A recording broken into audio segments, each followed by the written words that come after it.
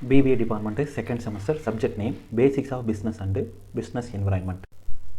இந்த வீடியோவில் unit 3 Political and Government Environment unit 3ல Rational and Extent of State Intervention, அதாவது யூனிட் 3யோட 8வது மற்றும் 9வது டாபிக் வந்து இந்த வீடியோவில் வந்து பார்க்க போகிறோம். Rational and extend for state intervention, அதுதான் வந்து டாப்பிக்கு, சிலபஸில் இருக்க டாப்பிக்கு. அது வந்து நம்ம வந்து என்ன பண்ண போகிறோம்னா ரெண்டாக பிரித்து வந்து நம்ம வந்து பார்க்க போகிறோம். ஃபஸ்ட் நம்ம அதில் பார்க்க போகிறது ரேஷ்னல் ஃபார் ஸ்டேட் இன்டர்வென்ஷன். இங்கே ஸ்டேட்டுங்கிறது குறிப்பிடுறது வந்து மாநிலத்தில் அரசாங்கத்தை வந்து குறிப்பிடுது. ஓகேவா? இன்டர்வென்ஷன் அப்படின்னா என்ன அர்த்தம்னா தலையீடு அப்படின்னு அர்த்தம். அரசாங்க தலையீட்டின் ரேஷ்னல் அப்படின்னு என்ன அர்த்தம்னா பகுத்தறிவு அப்படின்னு அர்த்தம். எந்தெந்த விஷயங்கள் எல்லாத்துலேயும் வந்து அரசாங்கத்தோட தலையீடுகள் வந்து இருக்கும், தலையிட்டு என்னென்ன பண்ணும் அப்படின்னு சொல்கிறது தான் வந்து இந்த டாபிக். உள்ள பார்க்கலாம். State intervention refers to the governments involvement in the economy and society.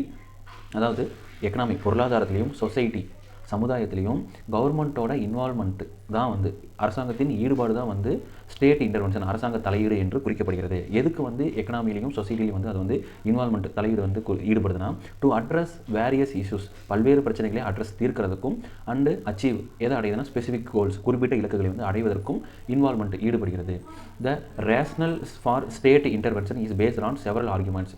அதாவது அரசாங்க தலையீட்டின் பகுத்தறிவானது based on several arguments,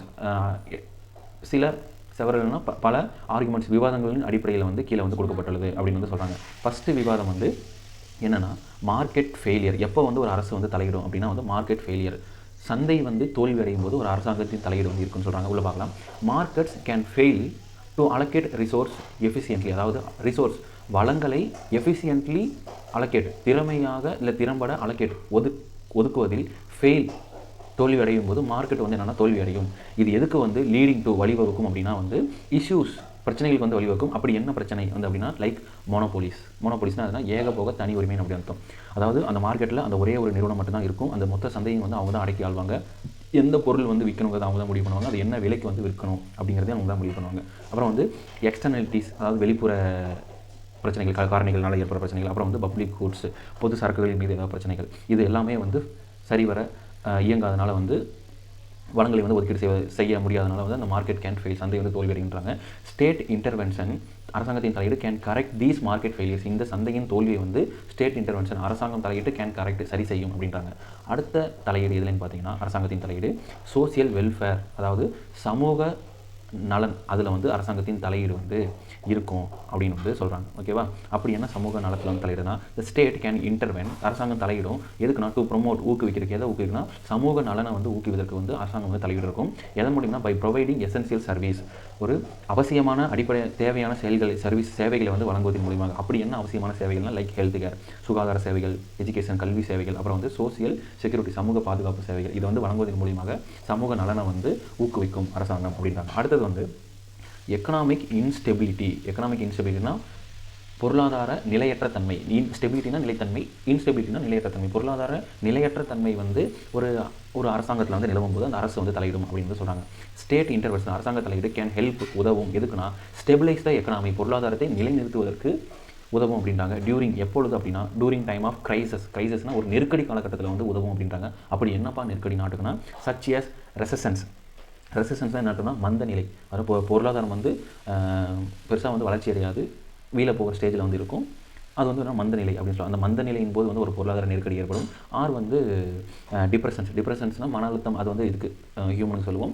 depression எக்கனாமியில் வந்து என்ன பார்த்தீங்கன்னா ஒரு தாழ்வு வந்து ஏற்படும். பொருளாதார தாழ்வின் போதும் இல்லை பொருளாதார மந்த நிலையின் போதும் ஒரு நெருக்கடி ஏற்படும். அந்த நெருக்கடியின் போது அரசாங்கம் வந்து தலையிட்டு உதவி அந்த பொருளாதாரத்தை ஸ்டெபிலைஸ் பண்ணும், நிலை நிறுத்தும் அப்படின்னு வந்து சொல்கிறாங்க. அடுத்தது வந்து என்ன தலையிடுனா என்விரான்மெண்டல் ப்ரொடெக்ஷன்னா சுற்றுச்சூழலை பாதுகாக்க வந்து அரசாங்கம் தலையீடு செய்யும் அப்படின்னு சொல்கிறாங்க. The state can intervene to protect the environment and natural resource. சுற்றுச்சூழலை பாதுகாக்கும், அது மட்டும் இல்லாமல் இயற்கை வளங்களையும் பாதுகாக்கும். Which are essential for sustainable development. அது வந்து நீடித்த வளர்ச்சி, சஸ்டைனபிள் அப்படின்னா நீடித்த, டெவலப்மெண்ட் வளர்ச்சிக்கு வந்து எசென்சியல், இன்றியமையாதது, அவசியமானதுன்னு சொல்கிறாங்க. ஓகேவா? அடுத்து வந்து அரசாங்கம் எப்போ தலையிடும்னா இன்கம் இன்இக்வாலிட்டி, அதாவது வருமானத்தில் வந்து சமத்துவமின்மை வந்து நிலவும் போது அரசாங்கம் வந்து தலையிடும் அப்படின்னு சொல்கிறாங்க. ஸ்டேட் இன்டர்வென்ஷன், அரசாங்க தலையீடு can help reduce income inequality, அதாவது வருமான ஏற்றத்தாழ்வு வந்து நிகழும் பொழுது, சமத்துவமின்மை நிகழும் போது அரசாங்கம் வந்து தலையிட்டு உதவும். எதன் மூலம் உதவுனா பை இம்ப்ளிமெண்டிங் பாலிசிஸ், கொள்கைகளையே வந்து அமல்படுத்துவதன் மூலியமாக இந்த வருமான ஏற்றத்தாழ்வு வந்து நீக்கும்னு சொல்கிறாங்க. லைக் அப்படி என்ன பாலிசிஸ்னால் ப்ரொக்ரெசிவ் டாக்ஸேஷன், அதாவது டாக்ஸேஷனாக வரி விதிப்புன்னு சொல்லுவாங்க. ப்ரொக்ரெசிவ் டாக்ஸேஷனாக என்ன அர்த்தம்னா, உன்னோட வருமானம் எந்த அளவுக்கு உயருதோ அந்த அளவுக்கு நீ வந்து வரி கட்டணும் அப்படின்னு ஒன்று. அப்போது யாரோட வருமானம் அதிகமாக இருக்குன்னா பணக்காரங்களோட தான். அப்போ பணக்காரங்க என்ன பண்ணணும்னா அதிகமாக வந்து வரி கட்டணும். ஓகேவா? இதெல்லாம் வந்து யாருக்கு பெனிஃபிட்னா, குறைந்த லெவலில் வருமானம் வாங்குறாங்க இல்லையா, அவங்களுக்குலாம் வந்து பெனிஃபிட். ஓகேவா? இதுதான் வந்து ப்ரொக்ரெசிவ் டாக்ஸேஷன் அப்படின்னு சொல்லுவாங்க. அடுத்து வந்து மினிமம் வேஜஸ் லா, அதாவது அரசாங்கத்தால் தீர்மானிக்கப்பட்ட ஒரு நபருக்கு, ஒரு வேலையாட்களுக்கு இதுதான் மினிமம் வேஜஸ், இதுக்கு கம்மியாக கொடுக்கக்கூடாது அப்படின்னு சொல்லி குறைந்தபட்ச ஊதிய சட்டம் ஒன்று இருக்குது. அப்புறம் வந்து சோசியல் வெல்ஃபேர் ப்ரோக்ராம், சமூக நல திட்டங்கள், இந்த மாதிரிலாம் இம்ப்ளிமெண்ட் பண்ணி மக்களிடையே நிலவும் வருமான ஏற்றத்தாழ்வு வந்து சமூகம் வந்து தலையிட்டு குறைக்கும் அப்படின்னு வந்து சொல்கிறாங்க. ஓகேவா? இதான் வந்து அரசாங்கத்தின் பகுத்தறிவு வாய்ந்த தலையீடு அப்படின்னு வந்து சொல்கிறாங்க. ஓகேவா? அடுத்தது இதோட இன்னொரு டாபிக் என்னென்னா எக்ஸ்டெண்ட்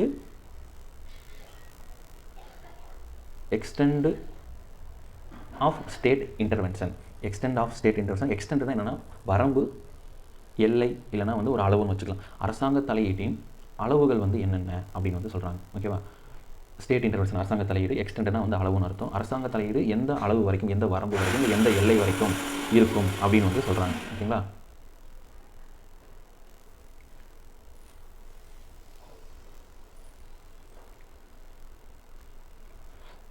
இப்போ பார்க்கலாம் உள்ள the extent of state intervention. ஒரு அரசாங்கத்தின் தலையீடுன்னு அளவு வந்து can vary depending on the country. ஒரு நாட்டுக்கும் இன்னொரு நாட்டுக்கும் வேரி டிபெண்டிங்னா வேறுபடும், இல்லை மாறுபடும் சொல்கிறாங்க. எதன் பொருட்டு அப்படின்னா இட்ஸ் எக்கனாமிக் சிஸ்டம், அந்த நாட்டில் நிலவுகிற பொருளாதார அமைப்பின் பொருளையும் and the specific goal of the government, அந்த நாட்டின் அரசாங்கத்தின் கோல்ஸ், இலக்குகளின் பொறுத்து இந்த அரசாங்கத்தின் தலையீடு நாட்டுக்கு நாடு வேறுபடும். வேரி அப்படின்னா மாறுபடும், இல்லை வேறுபடும் சொல்கிறாங்க.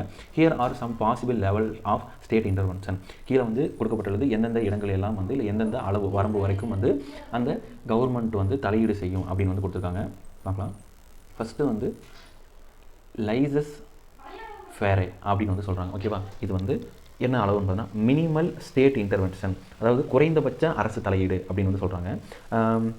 Where the government plays a limited role in the economy, அதாவது அந்த நாட்டின் பொருளாதாரத்தில் அந்த அரசாங்கம் வகிக்கும் லிமிட்டல் ரோல், ஒரு வரையறுக்கப்பட்ட பங்கை இல்லைனா வந்து பாத்திரத்தை வந்து வகிக்கும் அப்படின்னு வந்து சொல்கிறாங்க. அதனால தான் வந்து மினிமல் ஸ்டேட் இன்டர்வென்ஷன், குறைந்தபட்ச அரசாங்க தலையீடு. அடுத்து வந்து ரெகுலேட்டரி ஸ்டேட், அதனால் ஒழுங்குபடுத்தப்பட்ட அரசு, ஒழுங்குபடுத்தும் அரசு அப்படின்னு சொல்கிறாங்க.